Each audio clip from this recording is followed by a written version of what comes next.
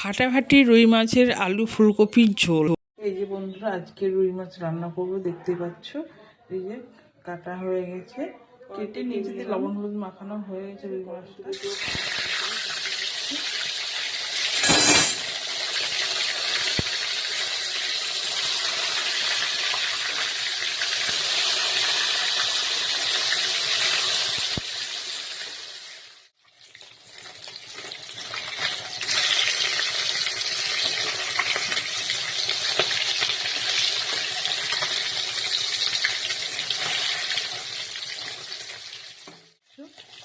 এবার তুলে নেব মাছটা।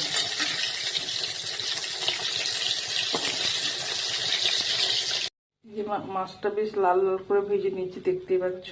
জিরা, লাল লাল করে দুটো শুকনো লঙ্কা, আদা,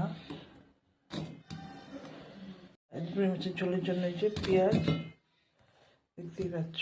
টমেটো দেবো, টমেটো দিয়ে এগুলো দিয়ে পেস্ট করে দেবো। যে আবার মশলাটা তেলে ছেড়ে দেবো, দেখতে পাচ্ছ। তেলে ছেড়ে দিলাম, বেশ লাল লাল করে ভেজে দেবো, দেখতে পাচ্ছি। সুন্দর করে লাল লাল করে না ভাজলে ভালো লাগবে না। ফুলকপি আলু সব ভেজে দেবো, নিয়ে তখন লাল হয়ে এসছে, অর্ধেক ভাজা হয়ে গেছে। আর একটু ভাজবো লাল লাল করে, তারপর লাল হয়ে গেছে। এবার আলুটা তুলে নেবো। লাল লাল করে ভেজে নিয়েছি, দেখতেই পাচ্ছ।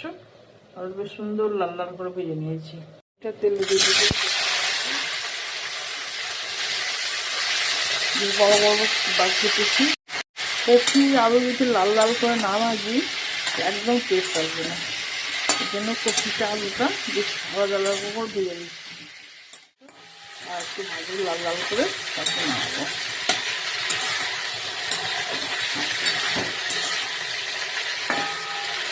দেখতে পাচ্ছ, রুই মাছের ঝোল করার জন্য যে বেশ কপিটা সুন্দর করে ভেজে নিয়েছি লাল লাল করে।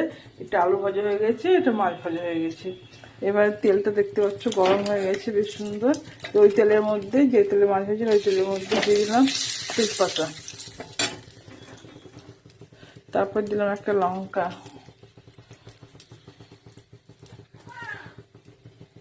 তারপরে দিলাম একটা পাঁচফোড়ন।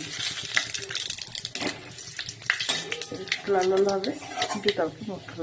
তেলটা গরম হয়ে গেছে, দেখতে পাচ্ছ। এবার দিয়ে দিলাম এই যে মশলাটা করেছিলাম, সেই মশলাটা দিয়ে দিলাম। এবার মশলা দিলাম হলুদ 1 চামচ, লবণ দিয়ে ভালো করে নাড়বো। এটা কষার পরে তখন তরকারিটা দেবো, দেখতে পাচ্ছ। সুন্দরভাবে যখন তেল ছাড়া ছাড়া ছাড়া হবে মশলাটা, তখন আমি সবজি যদি একটু কষে তখন জল দেবো। দেখতে পাচ্ছ কত সুন্দর কষা হচ্ছে, ছাড়তে শুরু করেছে। এবার কষা হয়ে এসছে, একটা খুব সুন্দর সেন্ট বেরিয়েছে। একটু তেল ছেড়ে গেছে, এবার সব সবজিটা দিয়ে দেবো। এই যে এই সবজিটা এবার এর মধ্যে দেবো, দিয়ে ভালো করে কষতে থাকবো। আর একটু কষবো, কষার পর সঙ্গে উঠবো।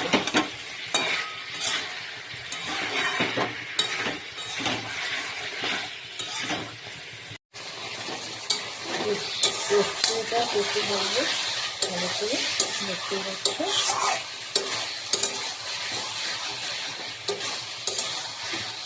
আর একটু জল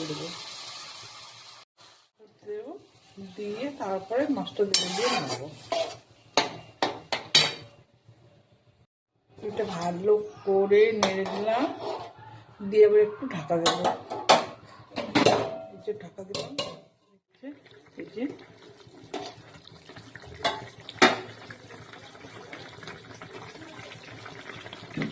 এবার রুই মাছটা দিয়ে দিলাম।